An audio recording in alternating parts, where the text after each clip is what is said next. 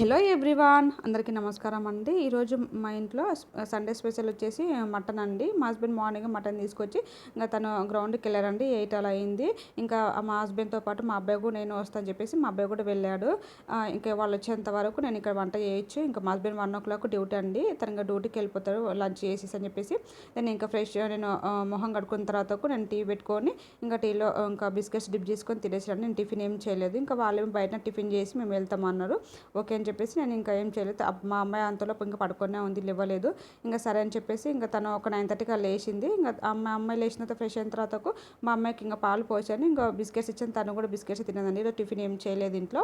ఇంకా ఒక సైడ్ ఏమో కర్రీ పెట్టేసిన, ఒక సైడ్ ఏమో రైస్ పెట్టేశానండి. ఈరోజు ఒక ఇన్సిడెంట్ జరిగిందండి. అంటే చాలామంది మనం ఒకరితో మంచిగా ఉంటే వాళ్ళు వీళ్ళ మధ్యలో ఎలా చిచ్చులు పెట్టాలని చెప్పేసి ఏదో ఒక విధంగా చిచ్చులు పెడుతూ ఉంటారు. కానీ మనం అది అబ్జర్వ్ చేసుకుంటూ ఉండాలి. ఏమో కావాలని చిచ్చులు పెడుతుందని మాత్రం మనం అనుకోవాలి. నాకు ఇలాంటి చాలాసార్లు ఆమె ఇలానే చిచ్చులు పెడుతూ వచ్చింది. కానీ నేను అసలు పట్టించుకోలేదు. ఎందుకు ఇలా ఒకరు క్లోజ్గా ఉంటే చూసి ఓర్వలేకపోతున్నారే అని నాకు చాలాసార్లు అనిపించింది. కానీ మరింత దారుణంగా మాట్లాడతారని మాత్రం నాకు తెలియదండి.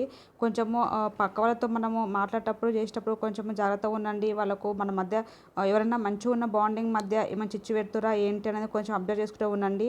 ఇలాంటి అనుభూతి నాకు జరిగింది కాబట్టి మీకు చెప్తున్నాను.